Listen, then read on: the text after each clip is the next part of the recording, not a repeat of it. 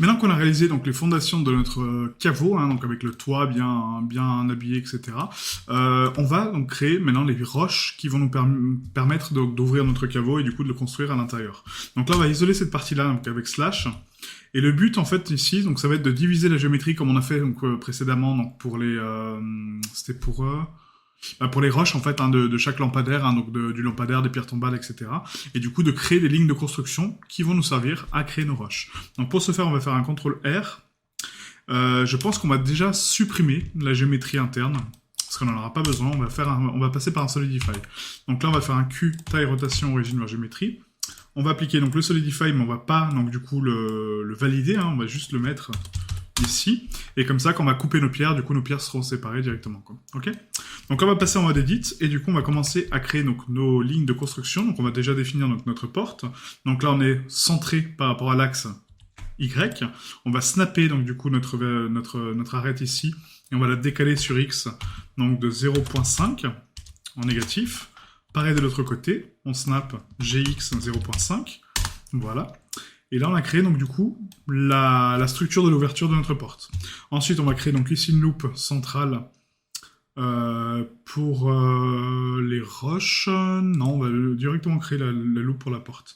Donc là, je la place en bas, je la remonte GZ 1.8. Voilà. Et là, on peut supprimer du coup donc l'ouverture de notre porte. Hein, comme ça, on l'a déjà défini. Parfait.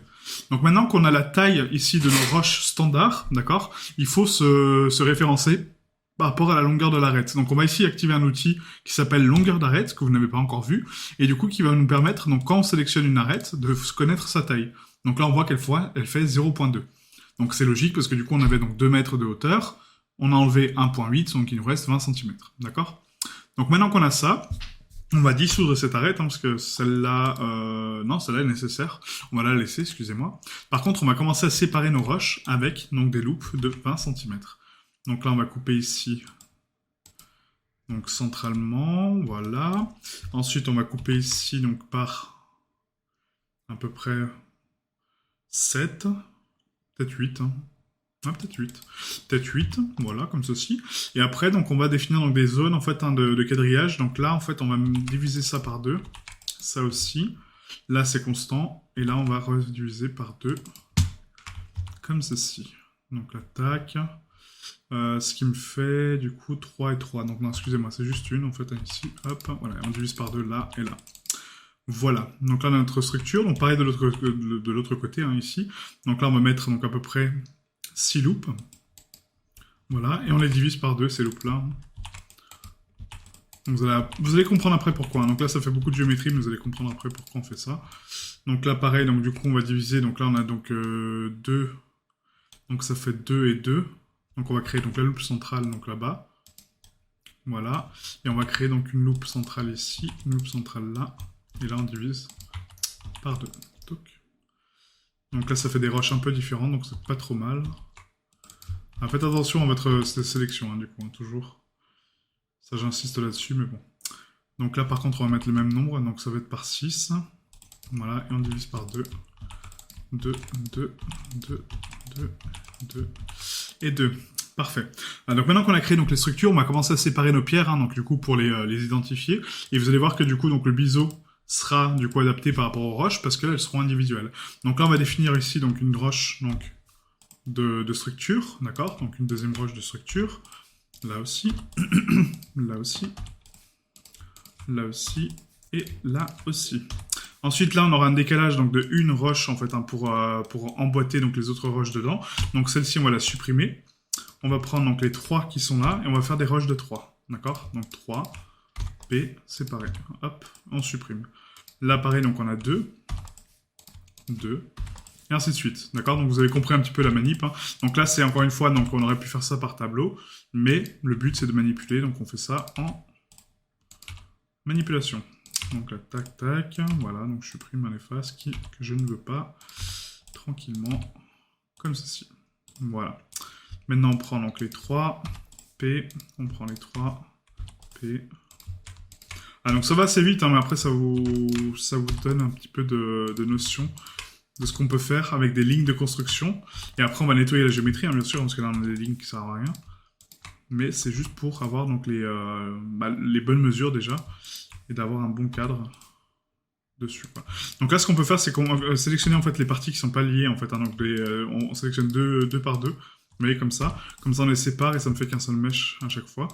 Donc c'est pas, enfin voilà, c'est pas grave si vous ne faites pas ça, mais bon, au moins ça vous permet d'être plus rapide peut-être. Donc là, Q taille rotation origine vers géométrie. Voilà, on recalcule toutes les origines.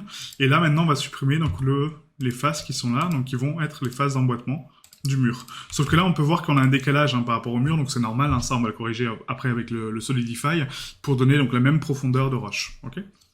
Donc là, on est bon. Donc là, on va faire donc 2 et 2. Donc P, hop. Là, on peut faire du coup 3 pour donner un petit peu de structure. Quoique non, 3 non, parce que ça va pas faire le décalage. Donc on va faire toujours par 2. Voilà, on sélectionne la colonne hein, tout entière, donc par 2. Voilà, et on continue par 2.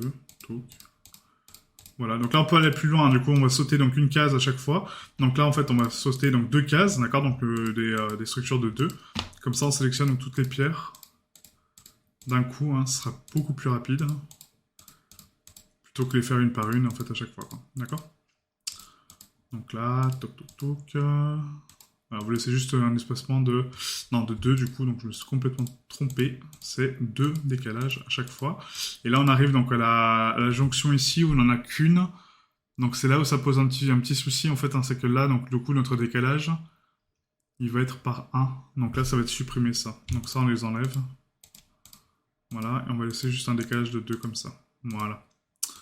Et après, on aura donc une roche qui va être donc par 2 du coup, à la fin, quoi. Ouais. Donc P, sélection, nickel. Ensuite, donc celle-ci, donc on continue, hein, notre sélection, toc toc toc. Donc là, on peut zapper donc 2. Hop. Hop, on zappe 2.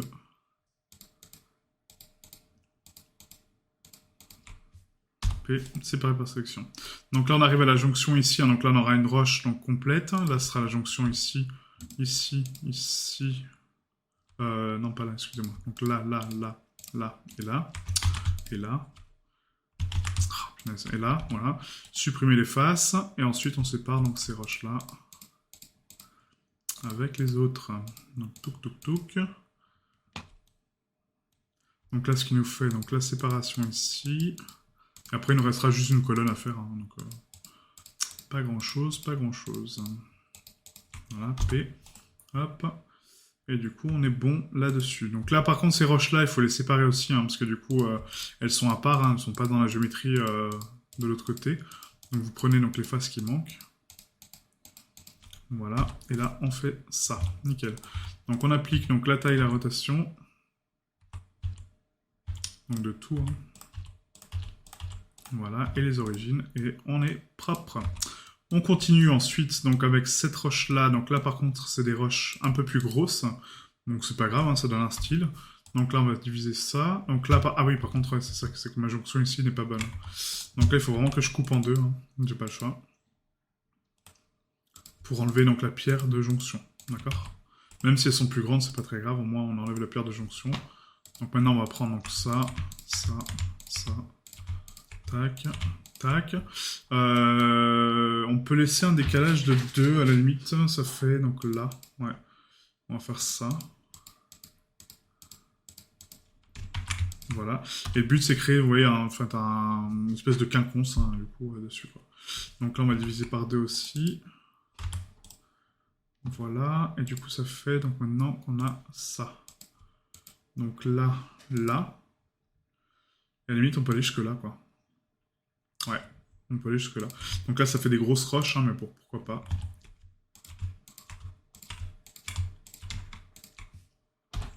Tac.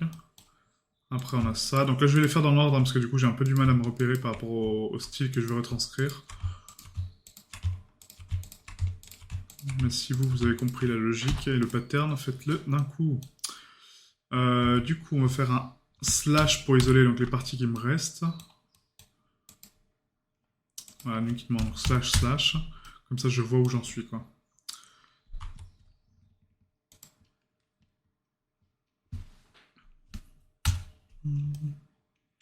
Donc là, on est ici donc en chevauchement, donc là, donc ça fait ça, ça. Ouais, donc c'est ça. Après, il faut que je divise par 2 ici. Et pareil que je supprime encore donc les faces qui me restent de contour, quoi. Donc là, on va prendre une sur 2, hein, ici. Voilà, et on supprime. Voilà. Ensuite, on va prendre donc ces roches-là. Touk touk. Alors, on les sépare. Là, on est bon. On reprend notre mur complet. Donc là, maintenant, il faut séparer. Donc ici, donc de là à là. Ah, ça fait des roches un peu particulières, hein, du coup, mais bon, pourquoi pas. Ça fait des blocs un peu de structure, pourquoi pas. Ensuite, on a ces roches-là, puis on est bon, quoi. Voilà. Ça donne un peu de variation, même si on ne les verra pas, les variations, parce qu'elles seront à l'arrière. Ça permet d'avoir quand même plus d'aisance. En fait, si vous voulez tourner autour de votre objet... Oups, pardon. J'ai appliqué la rotation sur le toit, il faut pas. On va appliquer la rotation par la suite. Donc là, slash. Donc maintenant qu'on a ça, là, il faut diviser par 2 aussi. Donc là, on peut laisser la constance, donc là. Donc tac, tac, tac. Là aussi, touk, touk, touk. Et on supprime, voilà. Et là, on va repartir propre, du coup, on va faire 2 par 2, hein, du coup. Voilà, avec un mur standard. Ça sera beaucoup plus sympa. Donc 2, 2, et là, ça marche pas, parce que du coup, on a 3. Donc là, ça va être 2 ici. Voilà, donc tac, tac. Et comme je disais, voilà, donc de modéliser le mesh en fait en entier sans négliger donc des parties autres en fait. Hein, donc, du coup, bon, bah, à l'arrière, de toute façon, on ne le verra pas, donc on s'en fout. Ça vous permet d'avoir déjà un mesh fonctionnel, peu importe l'angle où vous allez le placer. Et en plus, bah, du coup, vous allez pouvoir faire des plans de caméra dessus, chose que moi, par exemple, si je ne fais pas ça, je ne pourrais pas faire, parce que du coup, bah voilà, quoi. J'aurais pas un mesh propre et du coup, ça serait pas ouf, quoi. Et là, on a 3, donc là, c'est 2. À chaque fois, je me trompe, hein, c'est incroyable. Donc là, tac, tac, tac, tac, tac, tac. Là, on suit la ligne, hein, de toute façon, hein, c'est pas compliqué. C'est juste que je suis fatigué et du coup, j'arrive plus à suivre ce que je fais. Donc là, tac, voilà. Ensuite, on a ici.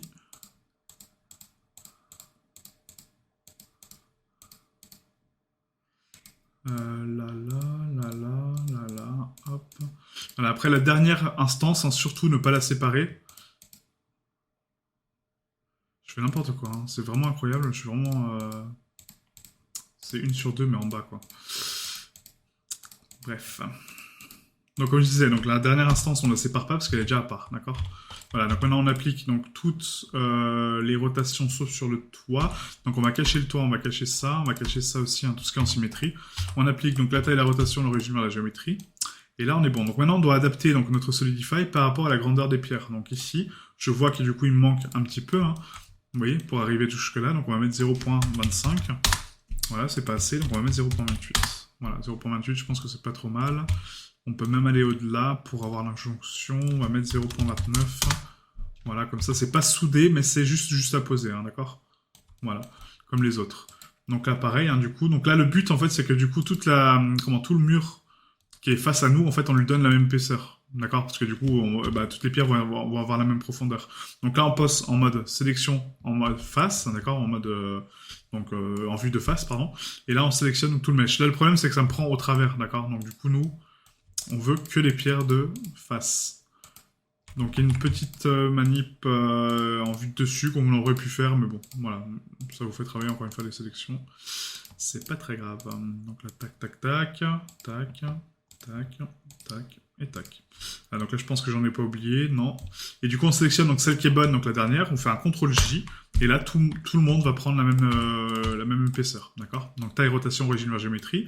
Pareil pour celle-ci maintenant, donc on prend toutes les roches qui sont là. Voilà. On fait un CTRL-J, on les join. Et là, on va mettre donc un Solidify, du coup. Donc pareil, je pense, hein, à 0.29. Ah, c'est un peu plus. Donc 0.3. Non, ça va être 0.32. Voilà, donc 0.32, peut-être 0.31. Ouais, c'est un peu too much. Donc on va mettre 0.315. Voilà, pour être entre deux. Parfait, parfait. Donc Q, taille, rotation, origine vers géométrie. Ensuite, donc là, de l'autre côté, on prend donc pareil tous nos murs, donc ici, toutes nos structures. CTRL-J. Là, il nous en manque. CTRL-J. Voilà. Q, taille, rotation, origine vers géométrie. Le Solidify, on le met à 0.315. Et là, on n'est pas trop mal. Parfait.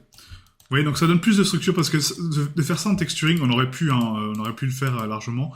Mais d'avoir de la géométrie, c'est quand même pas mal parce qu'on a vraiment de leur occlusion qui est proche. C'est quand même pas mal. Là, on voit que l'épaisseur, vous voyez, en fait, ici, elle est un peu trop grande. Donc là, ce qu'on peut faire éventuellement, c'est donc isoler, du coup, donc cette partie-là avec slash, hein, d'accord. On sélectionne donc les faces qui ne vont pas. Donc les faces, du coup, qui sont solidifiées, enfin les arêtes, pardon. Donc les arêtes qui ne vont pas. On repasse avec slash. Et là, en fait, on va les snapper directement à la fin de notre mèche. Donc on fait un GX et on les snap directement à la fin. Comme ça, on est sûr de la mesure. D'accord. Pareil de l'autre côté. Donc edit, on sélectionne donc les arêtes, pardon. Donc les arêtes qui sont pas bonnes. GX et on les snap. Et là, on est good. Après, donc l'épaisseur ici, donc on avait une épaisseur donc là de 0.29. Donc on va faire pareil. Donc là, on sélectionne toutes les roches qu'on a créées. CTRL J. Q, taille, rotation, on résume la géométrie. Et là, le Solidify, on va le mettre à 0.29. Et là, on est bon, normalement. Ouais, parfait. Vous voyez, ça donne un peu plus de structure, c'est plus joli, je trouve, hein, en tout cas. Donc voilà, donc maintenant qu'on a ça, on peut unir donc, les murs qui se ressemblent. Hein, donc celui-ci avec celui-ci, parce que c'est les mêmes. Ils ont la même densité. On applique le Solidify. Maintenant, on va faire pareil sur ce mur-là, CTRL J. On applique le Solidify. Et maintenant, je prends tous mes murs et je les join, CTRL J. Et là, j'ai qu'une seule instance de mur. Maintenant, on fait un slash, Alt H pour afficher notre toit. Et voilà notre caveau. Parfait. Donc après, on peut créer d'autres habillages, hein, d'autres choses, hein, si vous voulez. Mais là, je pense qu'on n'est pas trop mal, hein, déjà. On va créer, pourquoi pas, des petites décorations juste devant, en fait, hein, pour donc, des petits vases, des petites urnes un peu cool. Donc je vais vous montrer une méthode de modélisation qui est assez sympa sur la prochaine session. Et du coup, on va commencer juste par nommer ça. Donc là, c'est SM toit. Est-ce que je vais le sculpter, lui Pas forcément, mais bon. On va le mettre au cas où. Hein. On va le mettre au cas où. Donc là, c'est SM maintien, toit, hop, l'eau. Donc l'eau en minuscule, hein, toujours. Voilà. Ensuite, on a donc là, c'est décoration. Donc SM décoration, SM déco. Donc sans accent, n'oubliez pas. Hein. Déco l'eau. Voilà. Et là, ça va être donc SM mur l'eau. Voilà. Voilà. Donc la prochaine session, on fera donc les décorations, hein, qui vont habiller un petit peu plus la structure autour. Des bacs, des trucs comme ça, pourquoi pas, hein, ça habille un peu plus la scène. Et après, on fera donc du coup le dépliage UV de tout ça. D'accord ?